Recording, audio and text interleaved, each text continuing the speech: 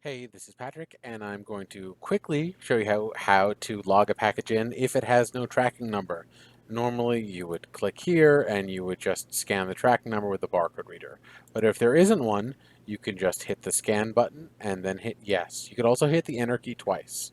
And then you would put in the name of the person you're doing, like that, and I'm just going to check it in.